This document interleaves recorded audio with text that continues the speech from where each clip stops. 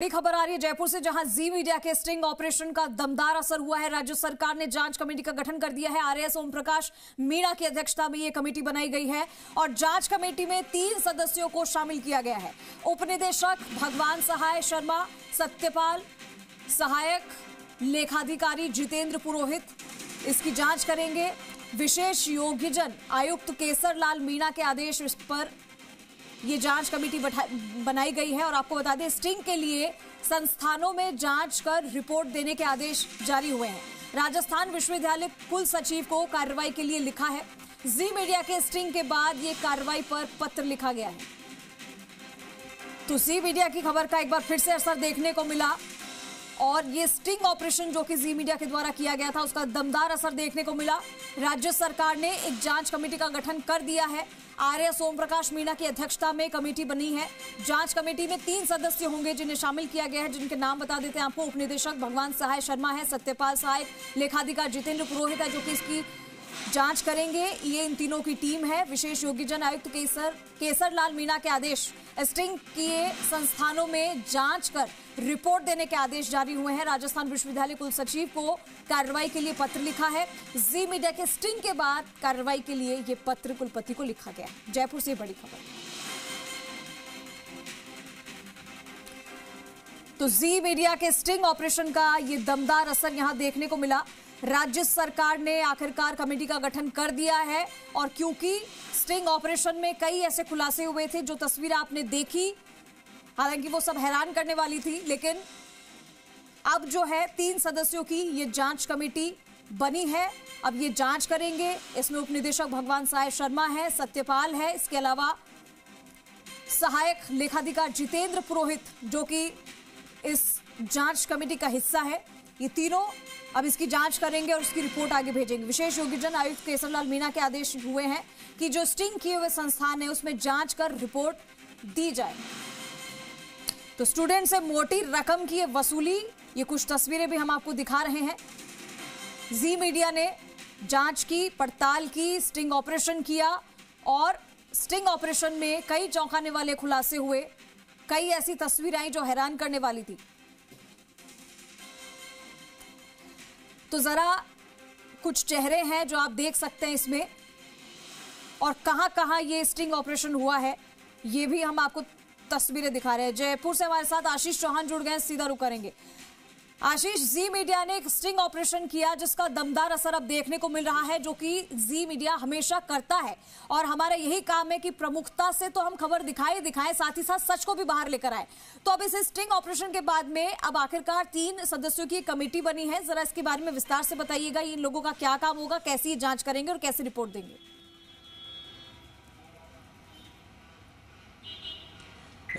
देखिए, जी मीडिया के खबर के बाद में स्टिंग ऑपरेशन के बाद हड़कंप मचा है विशेष योग्यजन सामाजिक न्याय अधिकारिता विभाग में, जिसके बाद में राज्य सरकार ने 4 सदस्यों की कमेटी का गठन कर दिया गया है और पूरे मामले की ये कमेटी जांच करेगी। सबसे बड़ी बात ये है कि इसमें राजस्थान विश्वविद्यालय के कुल सचिव को भी पत्र लिखकर संबंधित इंस्टीट्यूट पर कार्रवाई के लिए कहा है, जिसमें 2 इंस्टीट्यूट जो कि लॉ एंड लर्न और जो गुरुकुल इंस्टीट्यूट थी उस पर कार्रवाई के आदेश यहां पर दिए गए हैं। 2 ऑर्डर्स जारी किए गए हैं, जिसमें जी राजस्थान न्यूज़ की खबर का जिक्र है इस बात के लिए कि जी मीडिया ने स्टिंग ऑपरेशन किया था, जिसके बाद में हड़कंप मचा हुआ है और अब आदेश भी हो गए हैं। जांच कमेटी पूरे मामले की जांच करेगी, लेकिन बड़ी बात यह है कि जांच कमेटी क्या इन्हीं पहलुओं को लेकर जांच करेगी या फिर जो इनका जो और भी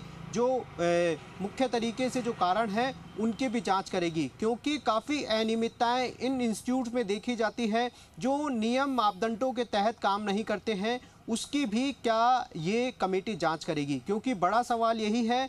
देखिए, पूरे मामले में स्टिंग ऑपरेशन में जी मीडिया के स्टिंग ऑपरेशन में और खुफिया कैमरे में इस बात का खुलासा हुआ है कि कैसे वहां पर डिमांड की जाती है पैसों की और कैसे घर बैठे ही पूरे मामले जो डिग्री और डिप्लोमा है वो यहाँ पर दी जा रही है। यानी कि सीधे तौर पर जो बच्चों के भविष्य या फिर स्टूडेंट्स के भविष्य के साथ यहाँ पर खिलवाड़ तो हो ही रहा था, लेकिन जो दिव्यांगजन का भविष्य टिका हुआ है शिक्षकों के कंधे पर, उनकी भी जो भविष्य के साथ यहाँ पर खिलवाड़ हो रहा है। तो जी मीडिया के स्टिंग ऑपरेशन के बाद में 2 ऑर्डर्स विशेष योग्यजन निर्देशालय ने जारी किए गए हैं। कल मंत्री सामाजिक न्याय अधिकारिता अविनाश गहलोत ने आदेश जारी किए गए थे, आदेश दिए थे, जिसके बाद में जो विभाग के जो अधिकारी हैं उन्होंने ये आदेश निकाले हैं और पूरे तरीके से पूरे मामले की जो जांच है, जो 4 सदस्यों की कमेटी है, वो यहाँ पर करती हुई दिखाई देगी। सबसे बड़ी बात ये है कि ये जांच रिपोर्ट कितने दिन में आएगी और किस किस अधिकारी कौन कौन से जो लोग हैं इसमें गाज गिरेगी। लेकिन बड़ी बात यह है कि इन अनियमितताओं में क्या डिपार्टमेंट के अधिकारी भी शामिल है। ऐसा इसलिए क्योंकि एनओसी विशेष योग्यजन निर्देशालय को देनी होती है और वो एनओसी तब तक दी जाती है जब पूरी जांच पड़ताल के बाद में, जब आरसीआई के नियम फॉलो करते हैं उसके बाद में ही ये दी जाती है। तो पूरी तरीके से जो खेल है वो यहाँ पर चलता हुआ दिखाई दे रहा है। और कल भी हमने कहा था कि केवल 1 या 2 इंस्टीट्यूट में ही इस तरह का खेल नहीं चल रहा, बल्कि पूरा नेटवर्क चल रहा है। इस तरह के सूत्रों के हवाले से भी खबर सामने आई थी। तो पूरे नेटवर्क की क्या इस पर जांच होगी, क्या सभी इंस्टीट्यूट की पूरे जो नियम फॉलो कर रहे हैं क्या इसमें जांच होगी, ये वाकई बड़ा सवाल है। लेकिन फिलहाल जी मीडिया की खबर के बाद में हड़कंप मचा हुआ है। सरकार ने पूरे मामले में जांच कमेटी का गठन किया है और अब देखना होगा कि कब तक ये जांच कमेटी रिपोर्ट देती है और कब जांच कमेटी है, जो कमेटी बनी है, ये रिपोर्ट कितने दिनों में सौंपनी होगी। ये जो पूरा जो जांच है ये कितने दिनों में खत्म हो सकता है और कितने दिनों में ये रिपोर्ट भेजनी है। देखिए, ऑर्डर्स में आयुक्त केसरलाल मीणा ने ये साफ नहीं किया है कि कितने दिन में ये रिपोर्ट देनी है, लेकिन उन्होंने ये कहा है कि अविलंब ये रिपोर्ट आपको भेजी जाए और कमेटी को ये इस बात के आदेश उन्होंने दिए हैं। लेकिन इस बात का जिक्र उसमें नहीं किया गया है कि कितने दिन में ये रिपोर्ट देनी है। अविलंब यानी कि जल्द से जल्द ये रिपोर्ट दी जाए। आज शनिवार है, कल रविवार है, तो हो सकता है कि मंडे से पूरे मामले की जो जांच है वो शुरू हो। कितने दिन में ये जांच होती है, क्या मौका मुआयना करते हैं, क्या पूछताछ होती है और किन किन के बयान इसमें लिए जाएंगे, तो पूरे मामले की जो जांच है वो सोमवार से ही शुरू हो पाएगी। यानी कि ये कह सकते हैं कि जल्द से जल्द रिपोर्ट भेजने के आदेश दिए गए हैं। तो अब ये रिपोर्ट कितने दिन में भेजी जाएगी, 4 दिन में, 5 दिन में, सप्ताह भर में, तो उसके बाद में यहाँ पर एक्शन होगा और मान्यता रद्द करने के आदेश जो मंत्री ने यहाँ पर निर्देश दिए थे कि यदि जांच में वे दोषी पाए जाते हैं तो उनकी मान्यता भी रद्द की जाएगी। लेकिन जिस तरीके से पूरे स्टिंग ऑपरेशन में इस बात का खुलासा हुआ है कि कैसे पैसों की डिमांड जो है वो की जा रही थी, यानी कि पूरे तरीके से कहा जा सकता है कि काला सच जो इसमें हमने दिखाया है और इसके बाद में हड़कंप मचा हुआ है और राज्य सरकार ने पूरे मामले में 4 सदस्यों की कमेटी का गठन कर दिया है। जी आशीष, और ये हम देखते हैं कि जब ये स्टिंग ऑपरेशन किया जाता है तब हम देखते हैं कि काफी सारी अड़चनें आती है सामने, क्योंकि ये उगलवाना उन्हीं के मुंह से कि हम ये सब काम कर रहे हैं, वो भी आपकी नाक के नीचे से, और होता है, ये हो नहीं सकता है, होता ही है कि कोई बड़ा अधिकारी उनके साथ में मिला हुआ हो, उनकी मिली भगत से ही ये काम होते हैं। तो जब स्टिंग ऑपरेशन किया जा रहा था तो किस तरीके की चीजें जो थी वो निकलकर ऐसे सामने आई थी जो चौंकाने वाली थी आशीष सबसे ज्यादा?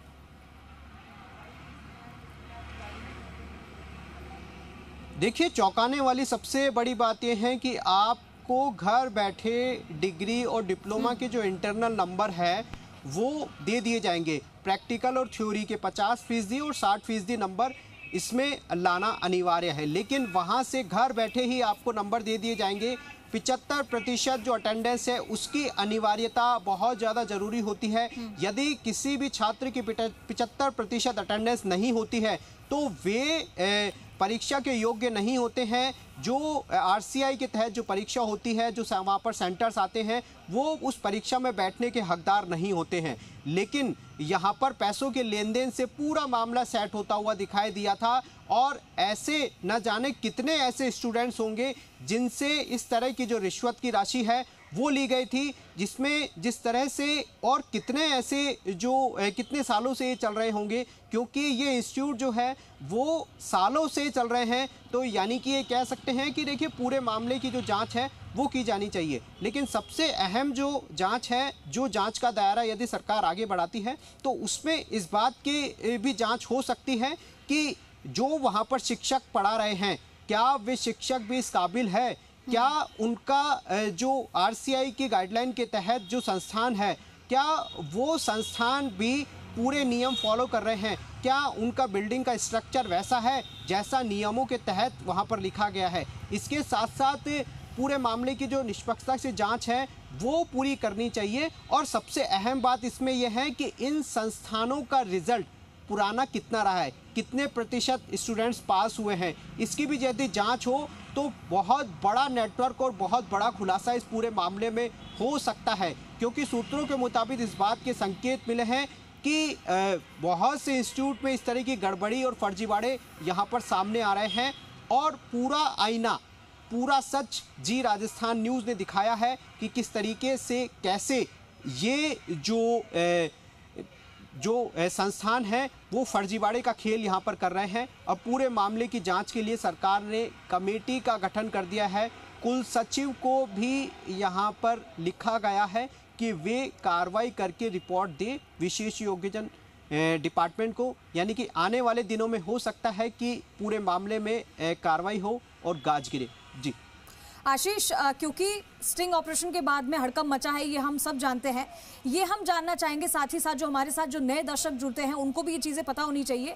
तो जब स्टिंग ऑपरेशन कर रहे थे तब कितनी जो ये चीज़ें सामने आई थी कि कितने बच्चों से कितनी कितनी मोटी रकम जो है वो वसूली जा रही थी, और एक दो बातों का जिक्र आपने खुद किया है। तो जो जाँच कमेटी है, इनके सामने कौन कौन से वो मेन पॉइंट्स होंगे जिनको सबसे पहले वो नज़र में रख के जाँच करेंगे? देखिए, कॉमन चीज़ ये है कि अटेंडेंस के नाम पर जो पैसे लिए जा रहे थे वो पैसे सभी इंस्टीट्यूट में मुझे फिक्स नज़र आए। 10-10 हज़ार की राशि पर ईयर, यानी कि 20,000 पूरे जो डिप्लोमा है उसके लिए देनी होती है, और उसके बाद में आपको एक दिन भी इंस्टीट्यूट नहीं आना होता है। यानी कि आपको 10,000 रुपये देने के बाद में 75% जो अटेंडेंस है वो माफ़ हो जाती है। यानी कि पूरे तरीके से ये कहा जा सकता है कि किसी भी तरीके से आपको जाने की वहाँ पर ज़रूरत नहीं है।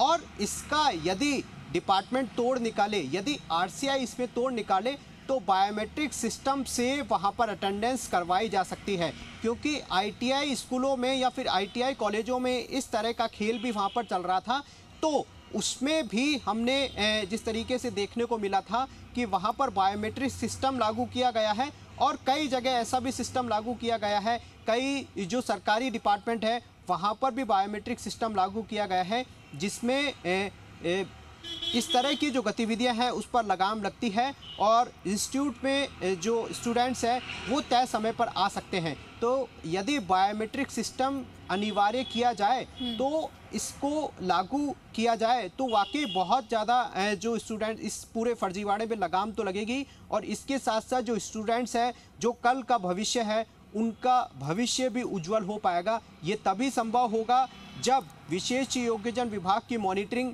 पूरी तरीके से मजबूत रहेगी, और जो एनओसी डिपार्टमेंट की तरफ से जारी की जाती है उस पर भी फर्जीवाड़े पर लगाम लगेगी। यानी कि डिपार्टमेंट विशेष योग्यजनों को पूरे मामले में जांच तो करनी चाहिए, लेकिन इसे रोकने के लिए, इस पूरे नेटवर्क को रोकने के लिए एक मॉनिटरिंग के साथ साथ कई ऐसे कड़े फैसले भी लेने चाहिए जो उनको लेना चाहिए। लेकिन फिलहाल देखिए, पूरे मामले में सरकार ने कमेटी का गठन कर दिया है।